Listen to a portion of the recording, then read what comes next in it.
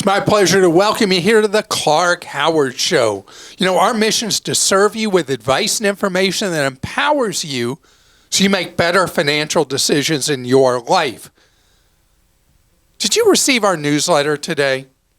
I hope you did, because if you're not on the list, it's so easy to subscribe to our free newsletters that are priceless at clark.com/newsletters. In this episode, I have something for you to do, an assignment for you to do before you go to any doctor's appointment. I can't believe what I'm going to tell you you need to do.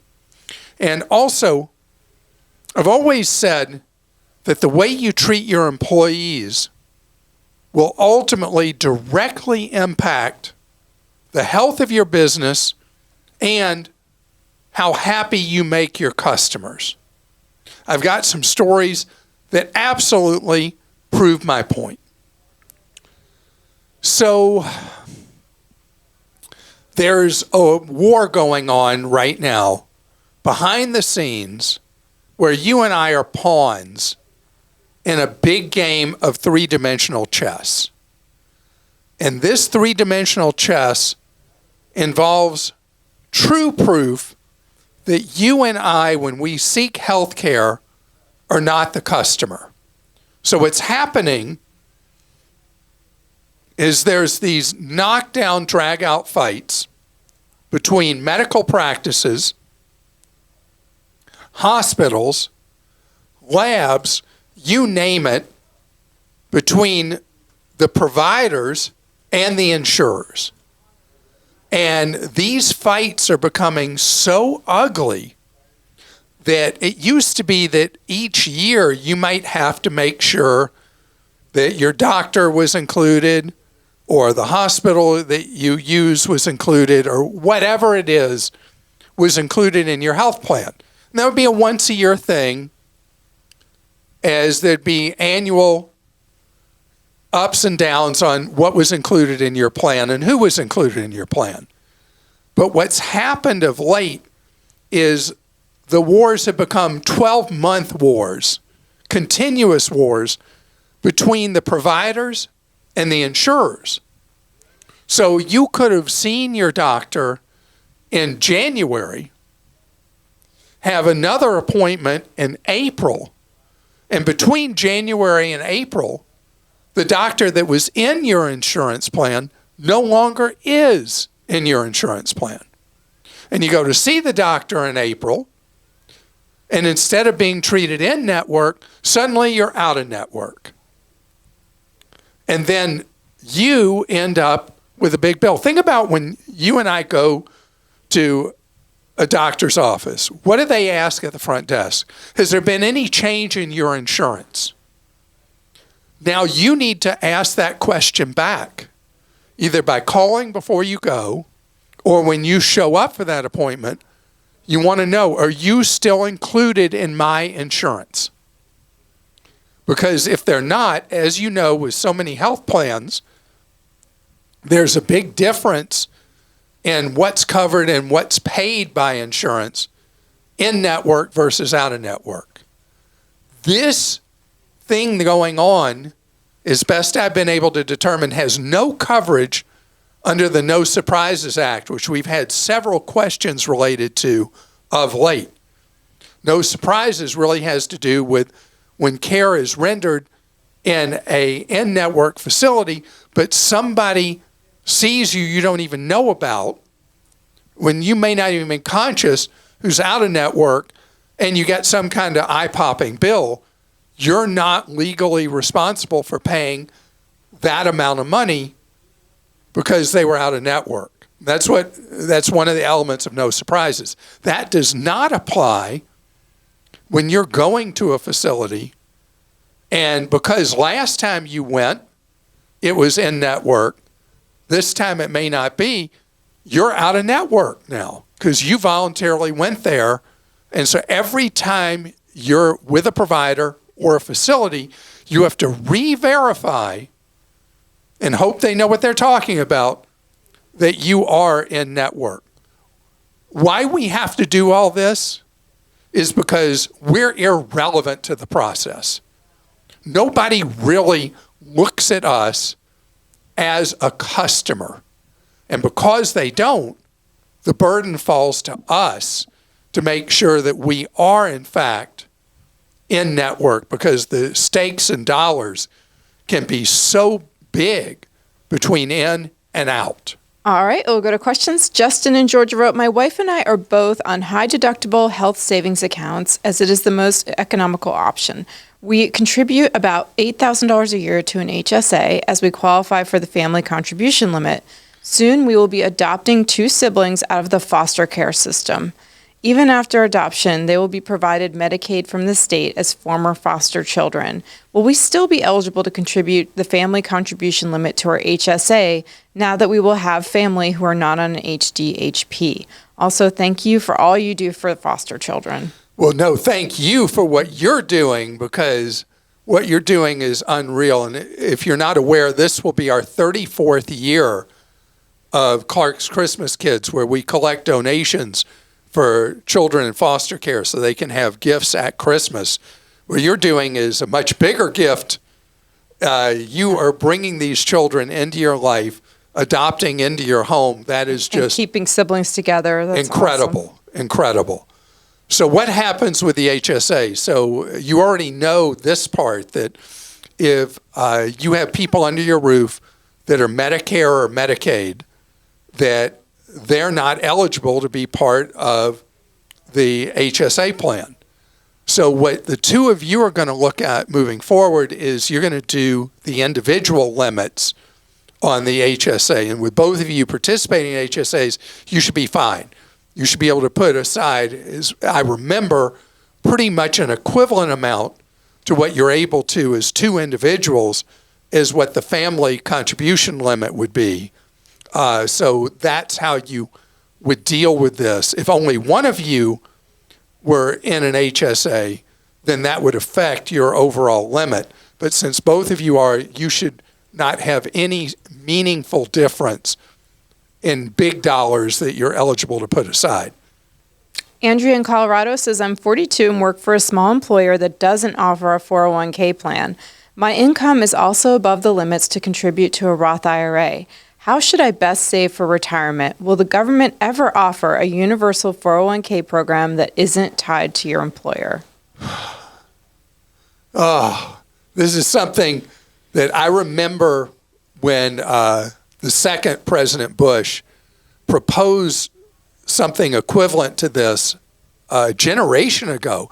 And I was so excited. We were doing radio then. I was so excited on the radio show that we were going to get away from this crazy employer-based thing we do in the United States, which is so dumb when you think about how many jobs people have over a lifetime, and instead having an individual equivalent of a 401k. So there is a loophole you qualify for, Andrea, but it still will limit you to the Roth contribution limits. Because your employer does not offer a 401k, you're eligible to do a Roth IRA even though you exceed the income limits. But if you're making enough money to exceed the 401k contribution limits, I'd want you to do the Roth IRA. And by the way, confirm independently what I've said, just because I don't want you a year from now to say, Clark, you said I was eligible and I wasn't. Regardless, you would still be able to do the backdoor Roth, but you should be fine doing a Roth IRA because there's no employer-offered plan, that then the income limits don't apply. But you should also consider opening an investment account to put money into and put it in something like a total stock market index fund or ETF or something like that, because the tax treatment, although you will have to pay tax in capital gains, it will give you the opportunity, tax favored, to put aside more money for your future, not necessarily for retirement, than you're eligible to do with the hard cap of $7,000 into a Roth IRA, because you do need to be, if you're earning enough money to not be eligible, you're still not going to be saving enough money for your future. And don't we have information? I think we might have information on Clark.com about small business 401ks. Like recently, I think you talked about how there are new ways for small businesses Yeah, to absolutely. So, Andrea, this is something I've done a lot of work in because we're a small company and we offer a really good 401k to our employees. And the cost of small employers doing so, which your small employer you work for may not even be aware that this is something they can offer. And the real pitch on that is the owners benefit the most, typically, that it would be a real benefit to the owners of the small business to set up one of these low-cost 401ks. And we did address this on the podcast last year. Tammy in Georgia says, I've recently noticed that when I call for a one-time problem-solve type of service, like a locksmith, exterminator, appliance repair, even though I try to identify and call a local company, the service doesn't come from a local company. Further, it appears to be the norm that they are making websites intended to look like I am contacting a local company. Right. The reason it bothers me is I don't know who I'm getting the service from, and I have no idea who I'm talking to and if I can reach them after, especially if something goes wrong. These situations are usually personal, like fixing my washing machine in my home, cutting my son's bike lock off on his campus. I don't want to send some stranger from a phone call to help my son at night. I don't want such a low level of accountability for a repair person I bring into my home. Do you have any advice, research on this trend toward low accountability service providers? This is a great question, and it's something that we've addressed before, is that Google has become a curse in this area, that these con artists have figured out how to set up referral businesses where they pretend they register all kinds of domain names that are so localized, they even look like they're in big cities, they're from a particular area of a big city. When you're searching for a plumber, HVAC, whatever it is, and they're all commission-based referral services. So you have no idea who you're actually going to have come. You don't know if they're crooks. You don't know who they are. I've also encountered that there were businesses that were local. They've been bought by this bigger chain. They'll keep the local name, but when you call, you're getting the national company. Like exterminators, for example, so many of those have been purchased. The exterminator business has gone through repeated what are called roll-ups, where locally owned exterminators have been purchased by private equity outfits many times, and they roll up hundreds or thousands of local providers into one of these roll-ups. And so they keep all the local names, but they have no real connection at all anymore to the local provider. But in this case, we're talking about one-off kind of service visits. Yeah. And the best way to do so, this is something where social media has provided a really good outlet. Would you consider Nextdoor to be a form of social media? It's a form of it. That's what I definitely use to find referrals. Facebook, local Facebook groups, where you ask other people in your immediate area, hey, who do you recommend for a plumber? Who do you recommend for a locksmith? Who do you recommend for this, that, or the other?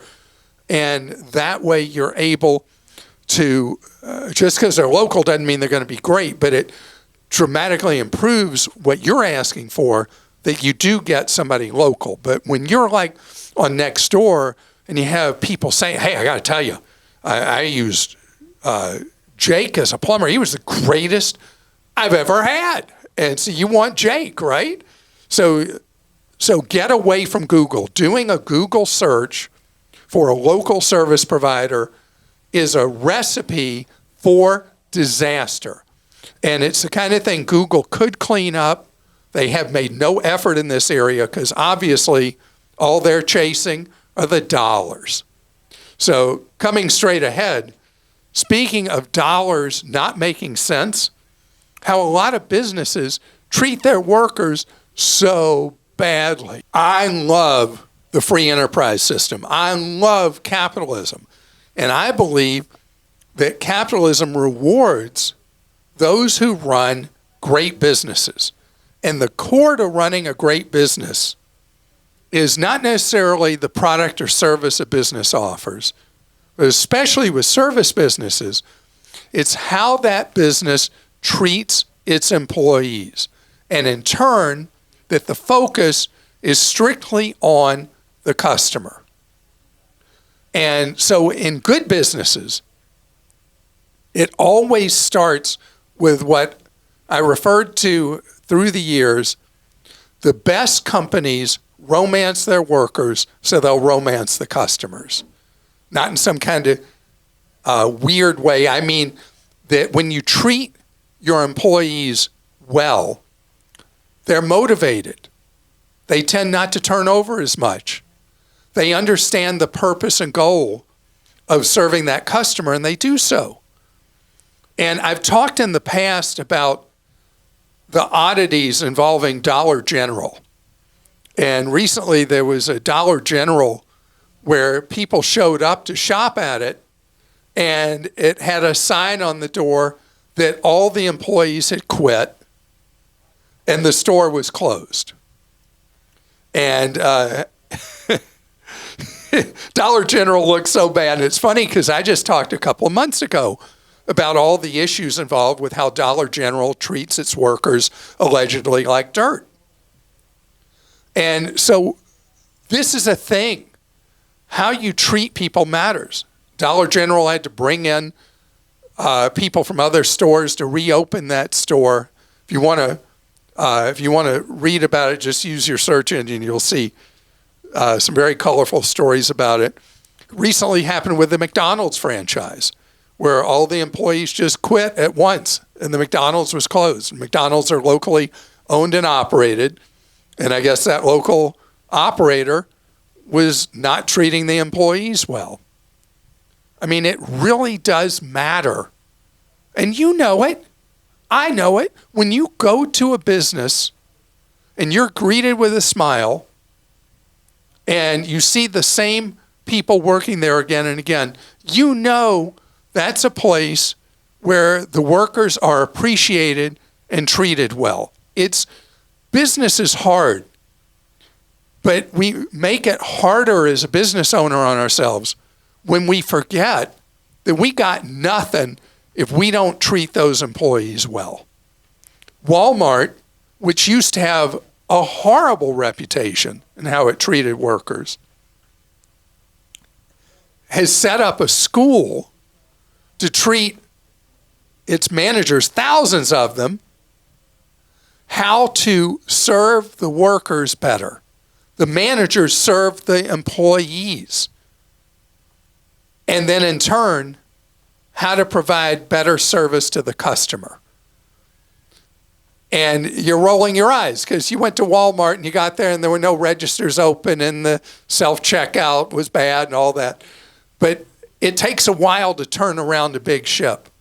The idea is, and I love what, Christa, you put in my notes. What did you put there? What did I put? I'm trying to look. Classic Clark, exclamation point. Because Christa and I have been together since 1997. How many times have you heard me in, gosh, is that 27 years? Uh-huh. Why do you still so look young and I look so old? Anyway. Please. But you have always heard me talk about. Oh, yeah. Romance your employees and they will romance yeah. It's very important. I mean, it's what it is. So you want to make more money? Let's just get right to cold. You want to make more money as a business owner? It all starts with treating the employees who work for you with respect and all the rest. And if I had $1 for every time I heard a business owner say, all through my life, oh, nobody wants to work anymore. Nobody cares anymore. The employees, blah, blah, blah, blah, blah, blah, blah, blah, blah. Okay.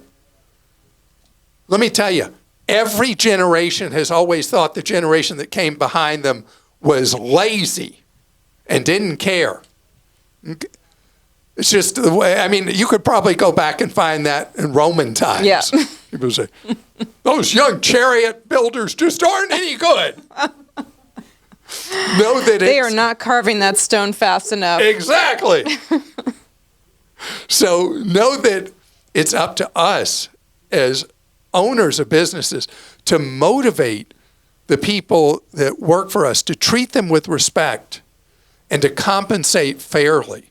Do those things, and pretty much everything else follows, unless you're Kodak and it goes from the film era to the digital era and you don't adjust quick enough. I mean, you got to have the right product in the marketplace. But it really is, in many ways, so simple. Respect for each other. All right, we'll go to some questions. Sam in Ohio says, I've not heard any discussion about municipal bonds recently. Are they a good investment to avoid federal taxes or not worth it? So a bond, whether it's a traditional bond or a municipal bond or a U.S. Treasury bond, they are kind of a blend of an investment and a savings vehicle. And there are times that bonds have been what's known as ballast. They've been a real good protector for you in times that your stock holdings have done really poorly. Well, we've been through a time period that bonds were really ugly. And that's because when interest rates were artificially suppressed by the Federal Reserve and then interest rates started to rise, the value of bonds collapsed. And so they were an ugly way to save/invest. Well, now, as interest rates have normalized, being in bonds has become a smart thing again. And I've had bonds as a portion of my portfolio all through the years. I wrote them up, I wrote them down through the manipulation of rates by the Federal Reserve, and now I'm recovering. It was a rough time in between.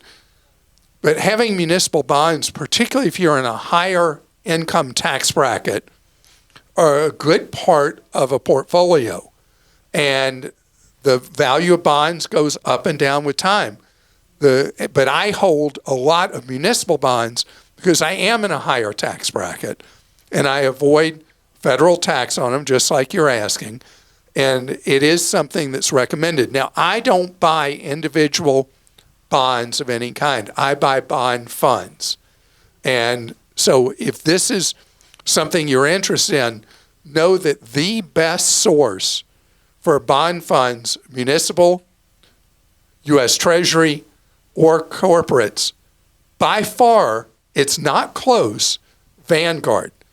Vanguard dominates the bond space because being a co-op, the fees you pay for owning bond funds or bonds through their funds are much lower than they are elsewhere.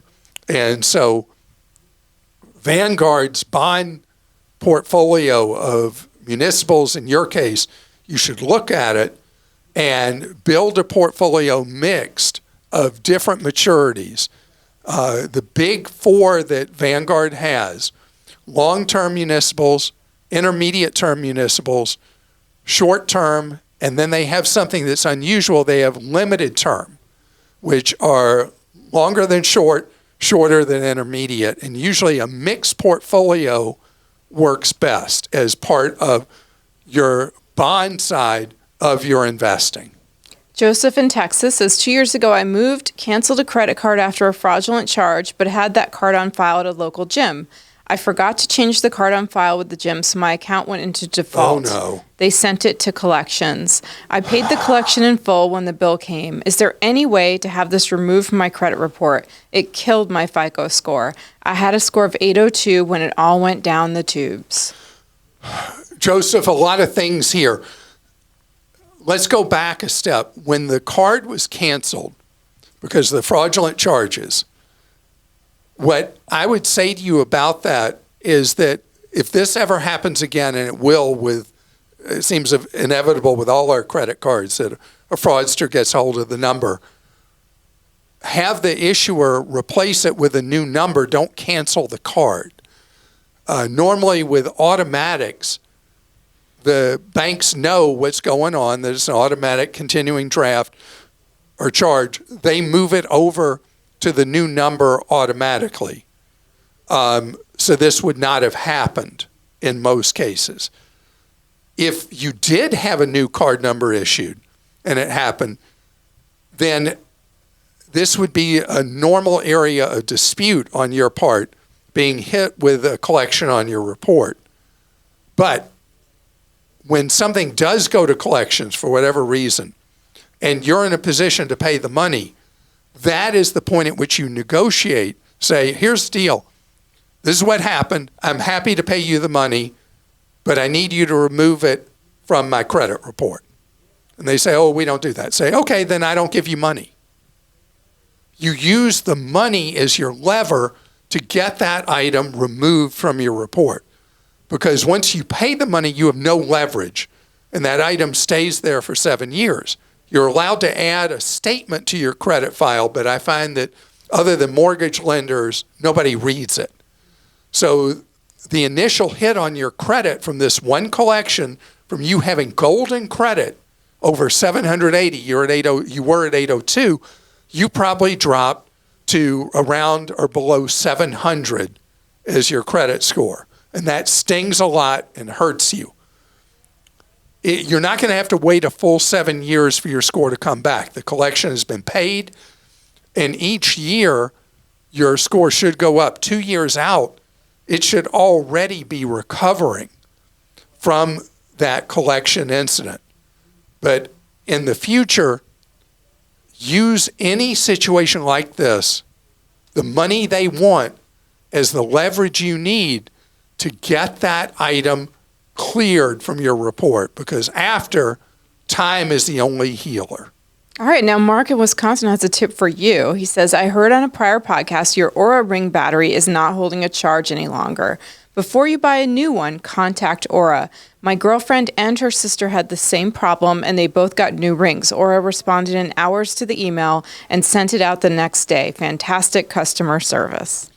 And Oura is in. Thank you, Mark. My wife just did that. Oh, wow. Her Oura stopped holding a charge. She contacted customer service in Europe, where Oura is based.